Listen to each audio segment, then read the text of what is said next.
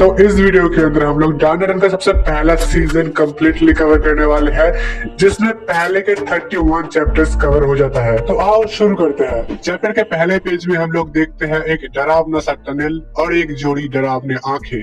दूसरे पेज में हम लोग एक बहुत पुराना हॉस्पिटल देखते हैं। एक लड़का अपने गर्लफ्रेंड के साथ बहस कर रहा है। अगर वो लड़की उसको पैसे नहीं दे सकती और उसके साथ फिजिकल भी नहीं हो सकती, तो फिर वो उसके साथ डेट पे नहीं चलेगा।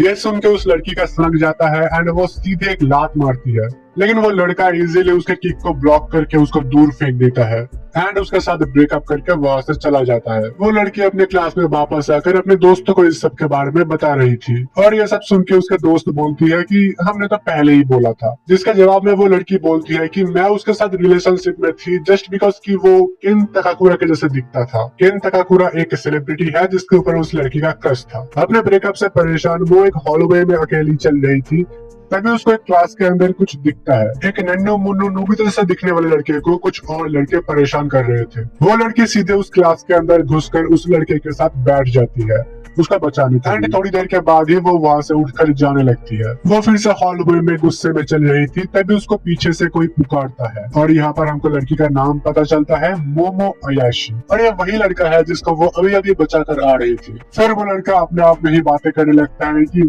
तुम्हारी जैसी लड़की मुझसे कैसे बातें कर सकती है, इसका बस एक ही रीजन हो सकता है। मोमो उसको कहती है कि देखो मैं तुम्हारा दोस्त वोस्त नहीं बनना चाहती, तो वहाँ पर जो भी हुआ भूल जाओ। लेकिन वो लड़का मोमो के सारे बातों को इग्नोर करते हुए अपने बुक को उसका मुंह के सामने खोल देता है, जिसमें से कॉन्स्पिरेसी थ्योरीज और एलियंस की बातें हैं। तो उस लड़के को लग रहा था कि मोमो उसके साथ बात करने आई थी क्योंकि उसको भी इन सारी चीजों में इंटरेस्ट है। लेकिन मोमो सीधे ही मना कर देती है कि वो एलियंस में बिलीव नहीं करती। लेकिन वो लड़का मानने को तैयार ही नहीं है, वो अपने बातें जारी रखता है। लेकिन एक पॉइंट के बाद मोमो भी उसके बातों से चिढ़ जाती है एंड वो सीधे सीधे बोल देती है, क्या तुम अपनी ये फालतू बातें बंद कर सकते हो?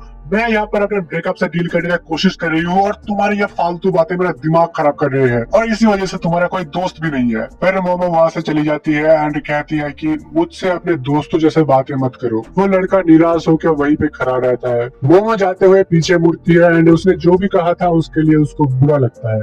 मोमो उसके पास वापस आती है एंड वो कहती है कि मैं एलियंस पे तो नहीं लेकिन भूतों पे बिलीव करती हूँ। और यह सुनकर वो लड़का हंसने लगता है कि भूत जैसा कोई चीज नहीं होता और इसको लेकर उन दोनों के बीच बहस शुरू हो जाता है। मोमो कहती है कि उसकी दादी एक स्पिरिट मीडियम है, लेकिन वो लड़का कोई भी बातें मानने को तैयार नहीं। वो दोनों ही एक दूसरे के बातों को मानने के लिए तैयार नहीं है, लेकिन अपने बातों को एक दूसरे को मनवाए बिना भी छोड़ने को तैयार नहीं है। मोमो के दोस्त उनको ऐसे कॉरिडोर में देखकर सोचते हैं कि ब्रेकअप के बाद मोमो का टेस्ट कुछ ज्यादा ही खराब नहीं हो गया। एंड फाइनली वो दोनों डिसाइड करते हैं कि इसको एक चैलेंज बनाया जाए और जो जीतेगा वो जीतने वाले का गुलामी करेगा। फिर हम चैप्टर के शुरू वाले उसी पुराने हॉस्पिटल को देखते हैं जहाँ पर मोमो आई है, क्योंकि अपेरेंटली ओकारुन के हिसाब से वहाँ पर एलियन एक्टिविटी काफी ज्यादा है। ओकारुन मोमो को यह भी बोलता है कि हो सकता है शायद एलियंस उसको किडनैप कर ले और उसके ऊपर एक्सपेरिमेंट्स करे। मोमो ओकारुन से पूछती है कि क्या तुमने खुद कभी एलियंस देखा भी है? जिसके जवाब में ओकारुन और भी उल्टे सीधे बातें करने लगता है और मोमो समझ जाती है कि उसने नहीं देखा है।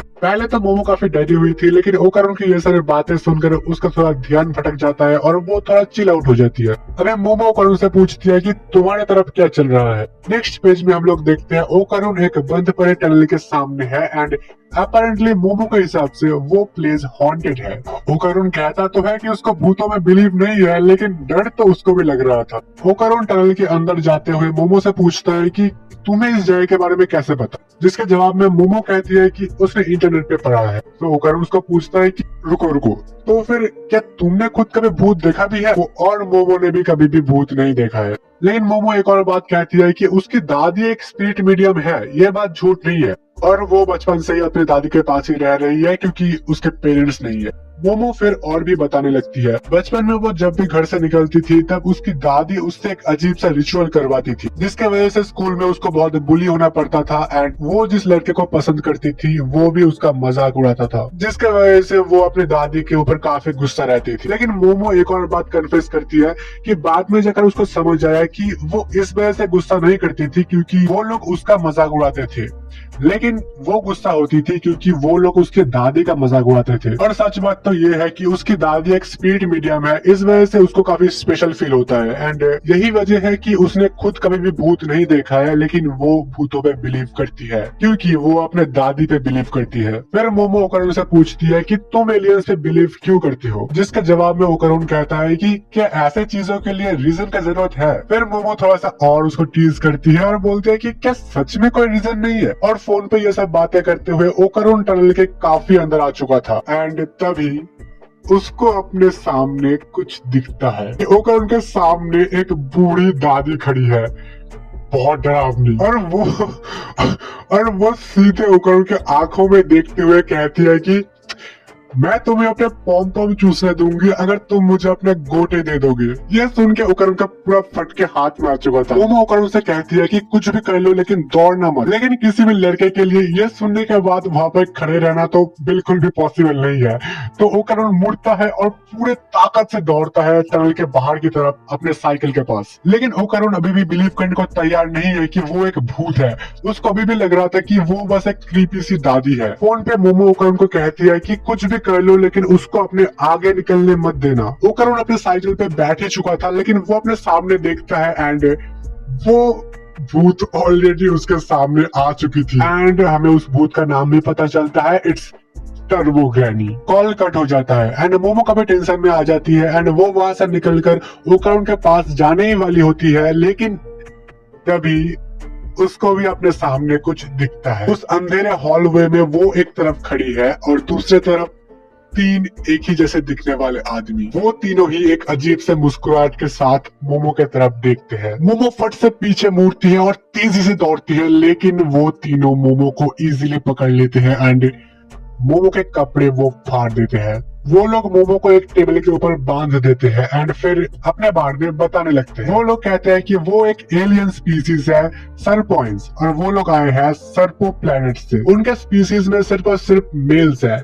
जिसके वजह से वो अपना पॉपुलेशन बढ़ाने के लिए क्लोनिंग का यूज करते हैं। लेकिन क्लोनिंग की वजह से उनका एवोल्यूशन भी रुक चुका है एंड वो कुछ भी फीलिंग्स फील नहीं कर सकते। तो वो लोग अर्थ पे आए हैं यहाँ पे रिप्रोडक्शन का रिसर्च करने, स्पेसिफिकली बनाना ऑर्गन्स पे। एंड वो लिटरली पैंट खोल के दिखाते हैं, एक 2 फुट का लंबा What the fuck is this?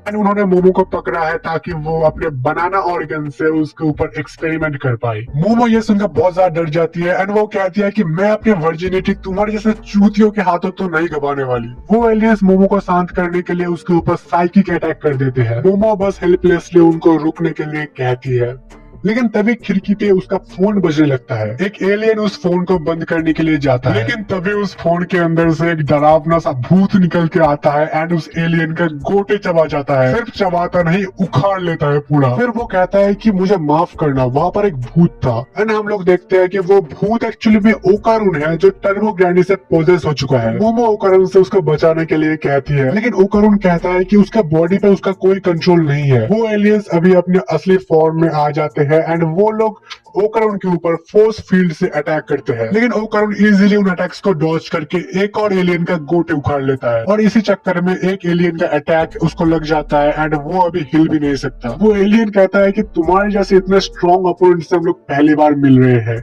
तुम्हारा बनाना ऑर्गन तो मुझे चाहिए। ओकारून कहता है कि तुम्हें जो चाहिए तुम ले सकते हो, मुझे कुछ फर्क नहीं पड़ता। मैंने अपना पूरा जिंदगी एलियंस के आने का इंतजार किया है। मेरे कभी भी कोई दोस्त नहीं थे, तो मुझे लगता था कि शायद एलियंस आएंगे तो शायद वो मेरा दोस्त बन सकते हैं। बचपन से ही या तो मैं बुली हुआ हूँ या तो फिर इग्नोर, जैसे कि मैं वहाँ पर हूँ ही नहीं। लेकिन मिस आयाशी ने मुझे पहली बार काइंडनेस दिखाया, तो कुछ भी हो जाए लेकिन मैं मिस आयाशी को तो कुछ नहीं होने दूंगा। और ओकारून अपना पूरा जोर लगा के उठने का कोशिश करता है, लेकिन वो एलियंस अभी भी ज्यादा स्ट्रॉन्ग है। मोमो के ऊपर वो एलियन फिर से अपने साइकिक यूज करता है और इस बार मोमो को विजन्स आने लगता है, बचपन में उसके दादी के साथ बिताए हुए उसके सारे पल। उसकी दादी उससे जो रिचुअल करवाती थी, मोमो उस रिचुअल को याद करती है एंड मोमो को अपने बॉडी में एक अलग सा एनर्जी फ्लो महसूस होता है और एक ब्लास्ट के साथ मोमो अपने पावर्स अनलॉक कर लेती है। असल में उस एलियन ने मोमो के ऊपर कुछ ज्यादा ही साइकिक पावर इस्तेमाल कर दिया था, जिसके वजह से मोमो के एबिलिटीज अवेकन हो गए। फिर मोमो अपने पूरे ताकत के साथ एक जोरदार लात मारती है एंड वो एलियन सीधा दीवार तोड़ के बाहर। एंड वो लोग रियलाइज करते हैं कि वो एक यूएफओ के अंदर थे। मोमो ओकारुन के पास जाती है लेकिन ओकारुन को अपने ऊपर कोई कंट्रोल नहीं है एंड वो मोमो के ऊपर अटैक कर देता है। मोमो अपना पावर्स का यूज करती है एंड किसी तरह से वो टर्बो ग्रैनी को ओकारुन के बॉडी से निकाल देती है, लेकिन फिर भी ओकारुन के ऊपर से उसका कर्ज नहीं हटता। टर्बो ग्रैनी कहती है कि उसके पास ओकारुन के गोटे हैं, तो अगर उनको ओकारुन के गोटे वापस चाहिए तो उनको टनल के पास वापस जाना पड़ेगा। एंड टर्बो ग्रैनी लिटरली ओकारुन के गोटे चुराकर भाग जाती है। मोमो अपने पावर से समहाउ ओकारुन को टेम्पोररी कंट्रोल करके वहां से निकल आती है और फिर वो दोनों एक दूसरे से कन्फ्यूज करते हैं। मोमो कहती है कि अब उसको एलियंस पे बिलीव है एंड ओकारुन कहता है कि अब उसको भूतों पे बिलीव है। तो अभी ओकारुन को कंट्रोल में रखने के लिए मोमो को कॉन्स्टेंटली उसके ऊपर फोकस करना पड़ेगा एंड वो अभी फिगर आउट करने का कोशिश कर रहे हैं कि आगे क्या करना है। वो लोग डिसाइड करते हैं कि बस एक ही रास्ता है, ग्रैनी के पास वापस जाना पड़ेगा। ओकारुन अपने कपड़े उतारकर मोमो को देता है क्योंकि मोमो के कपड़े तो उन एलियंस ने फाड़ दिया था। फिर ओकारुन कहता है कि ये सब जो भी हो रहा है सब उसके वजह से ही हो रहा है एंड आगे जो भी होगा वो खुद देख लेगा। वो मोमो को और इस सब के अंदर इन्वॉल्व नहीं करना चाहता। ओकारुन ये सब बोल के जाने लगता है लेकिन मोमो पीछे से बोलती है, क्या तुम मुझे अपने साथ आने के लिए नहीं पूछोगे? आई मीन अभी अभी हम दोनों ने जो एक्सपीरियंस किया उसके बाद नॉर्मल रहना तो पॉसिबल नहीं है और वैसे भी मेरे बिना तो तुम अभी तक जिंदा भी नहीं रहती, तो फिर शायद हम लोगों का एक साथ काम करना ही बेहतर रहेगा। ओकारुन रुक जाता है और कहता है कि क्या तुम श्योर हो? मोमो ओकारुन को चुप करने को कहती है एंड उसको अपने कपड़े पहनने को कहती है। ओकारुन थोड़ा सा ऑकवर्ड हो जाता है और वो कहता है I am an awkward fellow after all. ये लाइन सुन के मोमो थोड़ा सा ठहर जाती है एंड उसका हार्ट बीट भी फास्ट हो जाता है क्योंकि ये सेम लाइन उसका सेलिब्रिटी क्रश केन ताकाकुरा भी कहता है। फिर मोमो ओकारुन से पूछती है कि ये सब तो ठीक है लेकिन तुम्हारा नाम क्या था? मैं भूल गई। फिर बहुत जोर से हवा चलने लगता है एंड ओकारुन अपना असली नाम बताता है, केन ताकाकुरा। और ये सुन के मोमो एकदम चुप। चैप्टर 2। मोमो ओकारुन के बातों पे बिलीव करने को तैयार ही नहीं है। ओकारुन कहता है तुम्हारे मानने या ना मानने से कुछ नहीं होता, मेरा असली नाम केन ताकाकुरा ही है। और केन ताकाकुरा का नाम सुनते ही मोमो फिर से अजीब सा बिहेव करने लगती है और जैसे ही मोमो का ध्यान हटता है वैसे ही टर्बो ग्रैनी भी वापस आने लगती है। मोमो कंट्रोल वापस लाती है एंड वो कहती है कि हमें कुछ रूल्स फॉलो करना पड़ेगा। पहला रूल, तुम अपना नाम यूज नहीं करोगे। और ये ओकारुन नाम एक्चुअली मोमो का ही दिया हुआ निकनेम है। मोमो कहती है कि तुम अपना दूसरा नाम यूज करोगे और वही तुम्हारा आखिरी शब्द होगा। वो दोनों ये सब बातें करते हुए रास्ते पे चल रहे थे और मोमो नोटिस करती है कि ऑलरेडी सुबह हो चुका है और आज की टर्बो ग्रैनी एक भूत है तो वो सुबह के टाइम पे बाहर नहीं आएगी। रात होने तक मोमो ओकारुन को अपने साथ रुकने को कहती है एंड वो उसको अपने घर ले आती है। घर में घुसने से पहले मोमो ओकारुन से कहती है मेरे दादी से केयरफुल रहना, उन्होंने ऑलमोस्ट मेरे एक्स बॉयफ्रेंड को मार ही दिया था। और ओकारुन जैसे ही घर के अंदर अपना पहला कदम रखता है उसका पूरा बॉडी जलने लगता है। मोमो ओकारुन को पकड़ती है और सीधे एक नाले के अंदर फेंक देती है। हम लोग देखते हैं कि घर के पिलर के ऊपर एक मार्क लगा हुआ है। ये मार्क एक्चुअली भूतों को दूर रखने के लिए है एंड एज ओकारुन के अंदर टर्बो ग्रैनी है तो उसका बॉडी भी जलने लगा था। मोमो उस मार्क को निकाल देती है एंड ओकारुन को अंदर आने के लिए कहती है।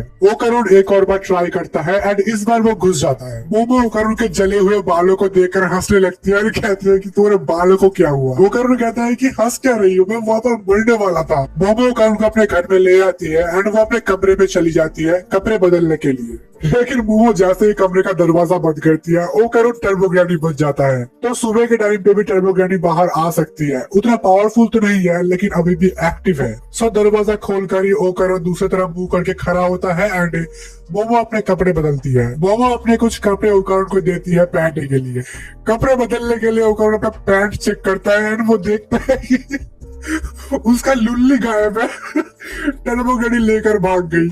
मोमो कहते हैं कि मुझे एक बार चेक करने दो। ओकारुन कहता है कि पागल हो क्या, कभी नहीं। मोमो कहते हैं कि अगर वहाँ पर कुछ है ही नहीं तो फिर किस बात का सर हो। मोमो ओकारुन से कहती है कि गलती तो तुम्हारा ही है, अगर तुम मुझसे बहस करते ही नहीं तो ये सब होता ही नहीं। ओकारुन कहता है कि मैं वो मौका नहीं छोड़ना चाहता था, मुझे हमेशा से ही दोस्त चाहिए था, एंड मुझे जब मौका दिखा तो मैं वो मौका छोड़ना नहीं चाहता था। मुझे माफ करना तुमको इस सब के अंदर फंसाने के लिए। ये सब खत्म होने के बाद तुम मुझे फिर से इग्नोर कर सकती हो। मोमो रिप्लाई करती है, तुम्हारी इस बात से मुझे बहुत चिढ़ आती है। तुम लोगों के बारे में पहले से अपने से ही सोच लेते हो। तुम्हारे कोई दोस्त नहीं है क्योंकि तुम खुद ही लोगों से दूर चले जाते हो। तो मुझे मत सिखाओ कि मुझे तुम्हें इग्नोर करना चाहिए या फिर नहीं। मैं तुम्हारे और भी एलियन के बातें सुनना चाहूंगी। और होकर उनके थोड़े से खुशी के आंसू आ जाते हैं। इन दोनों का ये सब चल रहा था, लेकिन इतने में बजता है डोरबेल। लेकिन घंटी का आवाज सुनते ही मोमो थोड़ी सी डर जाती है। वो कहती है कि उसके दादी ने उसको बताया है कि उनके घर में 2 डोरबेल्स है, एक इंसानों के लिए और एक इविल स्पिरिट्स के लिए। इसका मतलब घर के अंदर अभी एक इविल स्पिरिट घुस चुका है, क्योंकि इन दोनों ने वो प्रोटेक्टिव बैरियर हटा दिया था। मोमो और ओकारोन घर के बाहर आकर देखते हैं कि घर के चारों तरफ एक डोमेन जैसा बैरियर लग चुका है और वो लोग अंदर फंस चुके हैं। और इस डोमेन के अंदर प्रेशर धीरे धीरे इंक्रीज हो रहा है। वो लोग घर के गेट के सामने आते हैं एंड सोचते हैं कि अगर गेट के ऊपर फिर से वो स्टिकर लगा देंगे तो फिर सब कुछ सही हो जाएगा। लेकिन उससे पहले किसी भी तरह से ओकर उनको गेट के बाहर जाना पड़ेगा। और अचानक उनके सामने कहीं से एक बहुत बड़ा सा मॉन्स्टर आ जाता है और वो कहता है, मैंने तुम लोगों को ढूंढ लिया, अब तुम्हारे प्राइवेट पार्ट्स मेरे। मोमो करण उससे भाग रहे हैं और भागते भागते ही मोमो करण से पूछती है, भाई एनी जस्ट तुम्हारे पास कोई दूसरा लुल्ली तो नहीं है ना? ये कैसे सवाल है भाई? वो करण कहता है कि ऑफ कोर्स नहीं है, लेकिन वो एक और बात बोलता है। वो कहता है कि ये कोई इविल स्पिरिट नहीं है, ये एक एलियन है। फिर वो बताने लगता है कि इसके बारे में उसने पहले भी पढ़ा है, बहुत पहले जब ये एलियन एक बच्चा हुआ करता था। और वो एक और चीज एक्सप्लेन करता है कि जो लोग साइकिक फिनोमिनन एक्सपीरियंस करते हैं वो लोग अक्सर यूएफओ भी देख पाते हैं। मतलब है कि एलियंस और स्पिरिट्स काफी हद तक एक जैसे ही है इस यूनिवर्स के अंदर। मोमो कर्ण से कहती है कि हमें इससे लड़ना पड़ेगा, लेकिन मैं तुम्हारे कर्ज को कंट्रोल करते हुए इससे नहीं लड़ सकती। फिर वो कर्ण सामने आकर कहता है कि वो उस एलियन से लड़ेगा। वो मोमो से कहती है कि उसके कर्ज को एक लिमिट तक कंट्रोल करे, ताकि वो उस कर्ज के पावर को तो यूज कर पाए, लेकिन टर्बो ग्रैनी उसके ऊपर कब्जा न कर पाए। और ये सारे बातें भागते हुए चल रहा था, क्योंकि वो एलियन इनके ऊपर कंटिन्यूअसली अटैक करते जा रहा था। मोमो कहती है कि मुझे ये पावर्स बस कल रात को ही मिला है, ये इतना भी आसान बात नहीं है। लेकिन फिर भी मोमो अपना पूरा कोशिश करती है और एकदम अहम वक्त पे ये काम कर जाता है एंड वो लोग बाल बाल बचते हैं। वो करण पूरा ट्रांसफॉर्म हो चुका है टर्बो ग्रैनी फॉर्म पे एंड उसके पास सुपर स्पीड है, लेकिन उसका पर्सनालिटी पूरा बदल चुका है एंड वो अभी डिप्रेस्ड है। और मोमो उसको फाइट करने के लिए कन्विंस करने की कोशिश कर रही है और वो किसी तरह से उसको मना लेती है, लेकिन वो एलियन ऑलरेडी उनके ऊपर अटैक कर चुका था। किसी को कुछ समझ आए इससे पहले ही ओकरुन सुपर स्पीड के साथ उसके उंगली को काट कर निकल जाता है। ओकरुन उस एलियन को देखता है एंड वो सोचता है कि वो शायद से ये जीत सकता है, लेकिन तभी ओकरुन को उल्टी हो जाता है एंड उसका पूरा बॉडी कांपने लगता है एंड वो एलियन उसको एक मुक्का मार के दूर फेंक देता है। मोमो ओकरुन को बचाती है, जो अपने नॉर्मल फॉर्म में वापस आ चुका है। ओकरुन को ऐसा लग रहा था कि उसका पूरा बॉडी टूट के बिखरने वाला है, क्योंकि टर्बो ग्रैनी का स्पीड बहुत ज्यादा था एंड एक ह्यूमन बॉडी उतना स्पीड हैंडल नहीं कर सकता। मोमो फिर सोचने लगती है कि उसको फिर कैसे हराया जाए। तभी मोमो का कुछ नोटिस होता है। मोमो देखती है कि वो एलियन एक सूमो रेसलर की तरह दिख रहा था और अकॉर्डिंग टू सूमो रूल्स अगर तुम्हारा हाथ जमीन को छू जाता है तो फिर तुम हार जाओगे। तो फिर वो भी सोचते हैं कि उनको बस इतना ही करना है, उस एलियन के हाथों को जमीन को छूना है। वो करण अपना बचा कुचा सारा ताकत जुटा के एक आखिरी बार टर्बो ग्रैनी बनता है और वो अपने फुल स्पीड के साथ उस एलियन के पैर को अटैक करता है और वो सक्सेसफुली उस पैर को काट देता है एंड उस एलियन का हाथ जमीन को छू जाता है। लेकिन वो एलियन हारता नहीं है, बल्कि उसके कंधे के पास से 2 और पैर निकल जाता है और इससे पहले कि वो दोनों कुछ समझ पाते वो एलियन मोमो को पकड़ता है और दीवार में दे मारता है। लेकिन मोमो जैसे तैसे अभी भी होश में है एंड वो ओकरुन के कर्ज को कंट्रोल कर रही है। ओकरुन मोमो का चिल्ला के बोलता है, तुम्हें कोई जरूरत नहीं है और करने का, प्लीज इस कर्ज को बाहर आ जाने दो, मुझे कुछ फर्क नहीं पड़ता। लेकिन वो एलियन मोमो को एक और बार पंच करता है एंड वो रुकता नहीं है, पंच करते ही जाता है और ओकरुन बस लाचार ये सब होते हुए देख रहा है और मोमो का हालात बहुत खराब है, लेकिन वो अभी तक होश में है। फिर मोमो अचानक कहती है कि अभी मैं ठीक ठाक गहराई में हूँ और हम लोग देखते हैं मोमो दीवार के इतने अंदर है कि वो एक्चुअली गेट के बाहर जा चुकी है। मोमो ओकरुन को अपने पास खींचती है एंड फटाक से गेट के ऊपर वो मार्क लगा देती है एंड साथ ही साथ वो एलियन भी जलने लगता है और कुछ ही देर में वो पूरा राख बन जाता है। मोमो और ओकारुन एक दूसरे को कस के जकड़े हुए हैं एंड वो लोग देखते हैं कि वो डोमेन हट चुका है। मोमो अभी बहुत थक चुकी है एंड वो आराम करना चाहती है, लेकिन वो ओकारुन के ऊपर से अपना ध्यान नहीं हटा सकती क्योंकि टर्बो ग्रैनी, और इस बात से वो बहुत इरिटेट हो जाती है। मोमो ओकारुन को देखती है एंड कहती है, हाँ नया हेयर स्टाइल काफी अच्छा है, लेकिन मुझे वो दादी वाला ही पसंद था। और बात करते करते ही मोमो अचानक बेहोश हो जाती है और मोमो के बेहोश होते ही टर्बो ग्रैनी भी बाहर आ जाती है। एंड चैप्टर 3, एक टीवी शो का शूटिंग चल रहा है। एक जादूगर एक एक्टर के बारे में कुछ बातें गेस करने का कोशिश कर रहा है, लेकिन उसका सारे बातें ही गलत निकलता है एंड वो वहाँ से चला जाता है। जिस टैक्सी में बैठकर वो वापस लौट रहा था, उस टैक्सी का ड्राइवर उसको पहचान लेता है और यह बात उसको अच्छा नहीं लगता, तो वो गाड़ी से निकल जाता है। दूसरी तरफ हम लोग मोमो के पास वापस आते हैं, जहाँ पर टर्बो ग्रैनी उसको बस काटने ही वाली है। अचानक कहीं से दो उड़ते हुए ईंट आते हैं एंड टर्बो ग्रैनी जलने लगती है और एक नए कैरेक्टर का एंट्री होता है एंड ये और कोई नहीं बल्कि मोमो की दादी है। दादी। टर्बो ग्रैनी अपने सुपर स्पीड के साथ दादी के पीछे से उनको अटैक करने का कोशिश करती है, लेकिन दादी के करीब आते ही वो फिर से जलने लगती है। फिर हम देखते हैं टर्बो ग्रैनी के चारों तरफ एक सर्कल बन चुका है एंड वो उस सर्कल के बाहर नहीं जा सकती, जिसको एक्सप्लेन करते हुए वो कहती है कि सर्कल के जिस तरफ वो कील रहेगा उस तरफ ग्रैनी नहीं जा सकती। फिर दादी एकदम ग्रैनी के मुंह के सामने आकर खड़ी होती है। ग्रैनी दादी को कहती है, तुम हमेशा मुझे ऐसे कैद करके नहीं रख पाओगी। दादी कहती है, ओ मैं तुम्हें कैद करके रखने भी नहीं वाला, मैं तुम्हें पूरी तरीके से मारने वाला हूँ। फिर दादी अपने बेसबॉल बैट से ग्रैनी को कूटने लगती है और ग्रैनी कुछ नहीं कर पाती। ग्रैनी कहती है, अगर तुम मुझे मार डालोगे तो मेरे साथ ये बच्चा भी खत्म हो जाएगा। जिसके जवाब में दादी कहती है कि जो कोई भी मेरे पोती को चोट पहुंचाने का कोशिश करेगा वो हर कोई मरेगा, इंसान भी। और दादी वो नेल ड्रॉप कर देती है। अगले पैनल में हम लोग मोमो को देखते हैं जो अपने बिस्तर में उठती है और उठते ही वो सीधा नीचे आती है और दादी को पूछती है कि अगर उन्होंने ओकारुन को देखा है या फिर नहीं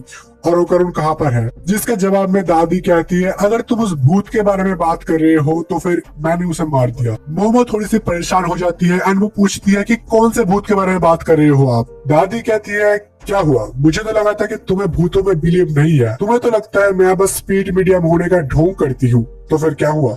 मोमो थोड़ी सी गुस्सा हो जाती है, लेकिन वो अपने आप को शांत करती है एंड वो अपने दादी से माफी मांगती है एंड अच्छे से पूछती है। फिर दादी मोमो को जाकर मंदिर चेक करने को बोलती है और मोमो एक भी सेकंड वेस्ट ना करते हुए अपने फुल स्पीड के साथ मंदिर की तरफ दौड़ती है। मंदिर का दरवाजा खोलकर मोमो देखती है ओकारुन वहाँ पर आराम से बैठकर राइस केक खा रहा है और ओकारुन मोमो को देखकर ही रोने लगता है एंड वो कहता है कि मुझे लगा था कि मैंने तुम्हें मार दिया है, थैंक गॉड कि तुम जिंदा हो। मोमो को समझ नहीं आता वो क्या बोले और वो दरवाजा बंद कर देती है एंड वो चैन का सांस लेती है। दादी भी वहीं पर ही आ जाती है और जब तक ओकारुन मंदिर के अंदर है तब तक टर्बो ग्रैनी कुछ नहीं कर सकती। फिर मोमो अपने दादी को उसके और ओकारुन के साथ जो कुछ भी हुआ वो सब कुछ अच्छे से बता देती है। सब कुछ सुनने के बाद दादी कहती है, ये टर्बो ग्रैनी कोई मामूली स्पीड नहीं है। टर्बो ग्रैनी एक बहुत ही पुरानी जापानीज योकाई है जो रिसेंटली हमारे एरिया में वापस आई है और यहाँ पर आकर वो उस टनल के अंदर जो बाउंड स्पीड था उसके साथ बाउंड हो चुकी है। बाउंड स्पिरिट ऐसे स्पिरिट होते हैं जो एक पर्टिकुलर जगह या फिर चीज के साथ बहुत ही क्लोजली एसोसिएटेड या फिर अटैच्ड होते हैं एंड वो अपने इलाके में सबसे ज्यादा स्ट्रांग होते हैं एंड वो अभी इतनी स्ट्रांग बन चुकी है कि दादी भी उसको हेड ऑन नहीं हरा सकती। दादी कहती है कि उस लड़के को भी बचाया नहीं जा सकता, उसको भूल जाओ, यही अच्छा होगा। मोमो कहती है, जो कुछ भी हो, अगर मेरे जगह यहाँ पर केन ताकुरा होता तो फिर वो कभी भी पीछे नहीं हटता, तो फिर मैं भी पीछे नहीं हटने वाली। दादी कहती है, ओह केन, तो फिर तुम उस लड़के को पसंद करती हो, और वो जाकर ओकारुन को यह बात बता भी देती है। मोमो कहती है, ये केन नहीं, वो दूसरा केन। फिर दादी सीरियस हो जाती है एंड वो कहती है, अगर तुम टर्बो ग्रैनी को हराना ही चाहती हो तो तुम लोगों को उसको एक रेस में हराना पड़ेगा। किसी भी तरह से तुम लोगों को टर्बो ग्रैनी को उसके टेरिटोरी से बाहर निकाल के ले जाना पड़ेगा, तभी तुम्हारे पास एक चांस है उसको हराने का। मोमो सीधे ही मना कर देती है कि कोई चांस ही नहीं है कि वो टर्बो ग्रैनी को हरा दे। दादी कहती है कि मेरे भी पावर्स यूज करने का एक इलाका है एंड इसके बाहर मैं तुम लोगों का मदद नहीं कर सकती। मोमो फिर से कहती है, मैं तो अपने स्कूल के रेस में भी कुछ नहीं कर पाती, तो मैं कितना भी ट्रेनिंग कर लूं ये इम्पॉसिबल है। दादी मंदिर का दरवाजा खोलती है और कहती है कि मैं तुम्हारे बारे में नहीं इसके बारे में बात कर रहा था। लेकिन ओकरुन तभी भाग सकता है जब मोमो उसके कर्ज को कंट्रोल करे। तो फिर एक ही रास्ता बचता है कि ओकरुन को मोमो को अपने कंधों पे उठाकर भागना पड़ेगा। ओकरुन पूछता है कि मोमो तुम्हारा वेट कितना है। मोमो कहती है कि मरने का कुछ ज्यादा ही जल्दी है तुम्हें। लेकिन उसके बाद भी ओकरुन का स्टेमिना अभी बहुत ही कम है, तो उसको अभी ट्रेनिंग स्टार्ट करना पड़ेगा। एंड दादी ओकरुन को सीधा साइतामा का ट्रेनिंग रूटीन थमा देती है। 5 sets of 10 pushups, situps, rows and squats. दादी मोमो को भी उसके साइकिक पावर्स को ट्रेन करने के लिए कहती है एंड वो खुद ही उसको ट्रेन करवाएगी। दादी के जाने के बाद ओकरुन मोमो से माफी मांगता है। ओकरुन कहता है कि वो फाइट के वक्त कुछ ज्यादा ही सेल्फिश हो गया था एंड उसको और ध्यान देना चाहिए था और मोमो को उसको एक और बार बचाना पड़ा। लेकिन अगली बार अगर ऐसा कुछ हुआ तो मैं अपना सब कुछ लगा दूंगा एंड मैं तुमको प्रोटेक्ट करूंगा, तो प्लीज मुझे गलत मत समझो एंड मुझे अपना दोस्त बने रहने दो। मोमो जिसके जवाब में कहती है कि ऐसा तो कोई बात नहीं है। ओकरुन फिर कहता है कि तो फिर तुमने मेरे मुंह पर दरवाजा क्यों बंद कर दिया था। मोमो जिसके जवाब में शर्मा जाती है, वो कुछ कह नहीं पाती। फिर मोमो ओकरुन को कहती है कि वैसे तुम लड़ते हुए काफी कूल लग रहे थे, लेकिन चिंता मत करो, अगली बार भी मैं ही तुमको बचाऊंगी। मोमो फिर वहां से जाने लगती है एंड ओकरुन मोमो को पूछती है कि क्या पीने को कुछ मिलेगा, मेरा गला बहुत सूख रहा है। मोमो घर के अंदर से पीने के लिए चाय लेकर आ रही थी और उसकी दादी वहां पर टीवी दिख रही थी, जहाँ पर टीवी में उसी एक्टर का न्यूज आ रहा था जिस एक्टर का उसके दादी ने चैप्टर के शुरू में इंटरव्यू लिया था एंड दादी ने जो कुछ भी बताया था वो सब कुछ सही निकलता है। चैप्टर 4। ओकरुन एकदम से चिल्लाने लगता है क्योंकि उसको बाथरूम जाना है, लेकिन अगर वो मोमो के आंखों से बाहर जाएगा तो वो ग्रैनी बन जाएगा। तो इसका मतलब मोमो को ओकरुन को हगते हुए देखना पड़ेगा। सोचो भाई, तुम हगने बैठ रहे हो, तुम्हारे क्रश तुमको देख रही है। फिर मोमो थोड़ा सा एक्सप्लेन करती है कि वो कैसे ओकरुन के कर्ज को कंट्रोल करती है। हर चीज का एक अपना ऑरा होता है एंड मोमो उसी ऑरा को कंट्रोल कर सकती है। लेकिन वो एक काफी इंपॉर्टेंट बात बताती है कि जब पहली बार उसके पावर्स अनलॉक हुए थे तब उसके पावर्स कहीं ज्यादा स्ट्रॉन्ग थे। दादी कहती है मोमो अपने विजन पे कुछ ज्यादा ही डिपेंडेंट है, उसको अपने दूसरे सेंसेस को भी यूज करना चाहिए, जैसे कि सेंस ऑफ टच। अगर वो ऑरा को अपने हाथों से पकड़ती है तो फिर वो ऑरा को महसूस भी कर सकती है। मोमो ओकरुन के ऑरा को पकड़ती है एंड धीरे धीरे अपने आंखें बंद करती है, बट ये काम नहीं करता और ओकरुन इस तरफ तड़प रहा है क्योंकि वो अपने लिमिट पे है। फिर ओकरुन और संभाल नहीं पाता और वो सीधे बाथरूम की तरफ दौड़ता है और मोमो और ग्रैनी भी उसके पीछे पीछे दौड़ते हैं और फिर पता नहीं क्यों वो तीनों रेस करने लगते हैं। मोमो तो ठीक है, लेकिन दादी क्यों दौड़ रही है। फिर ओकरुन आकर हगने बैठता है एंड वो दोनों दरवाजे के पास खड़ी रहती है। फिर दादी मोमो को उसके पावर्स को लेके और भी बातें पूछने लगती है। दादी कहती है मोमो के पावर्स शायद नेचुरल हो सकते हैं एंड किसी तरह से उसके पावर्स को सील कर दिया गया था और अभी उसको थोड़ा थोड़ा करके उन पावर्स को अनलॉक करना सीखना पड़ेगा और जब तक मोमो इनफ पावरफुल नहीं हो जाती तब तक मोमो को ओकरुन को देखना पड़ेगा टॉयलेट में भी। ये सब बातें चल रहा था कि अचानक मोमो देखती है कि दादी के नाक से खून निकल रहा है। मोमो टॉयलेट की तरफ देखती है एंड वहाँ पर टर्बो ग्रैनी थी। मोमो चिल्लाती है, लेकिन इस बार मोमो और टर्बो ग्रैनी के अलावा बाकी पूरा टाइम जैसे रुक गया है। टर्बो ग्रैनी कहती है कि उसकी कर्ज इन्फेक्शन है और वो चाहे तो किसी को भी इसी वक्त मार सकती है।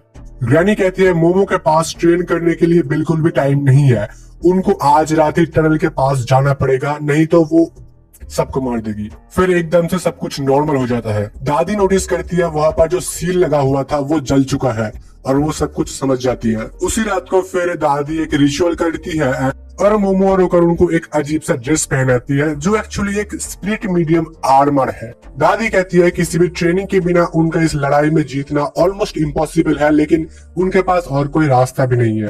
फिर मोमो और ओकरुन वहाँ से जाने लगते हैं एंड दादी पीछे से मोमो को हक करती है एंड कहती है वहां पर प्लीज मरना मत।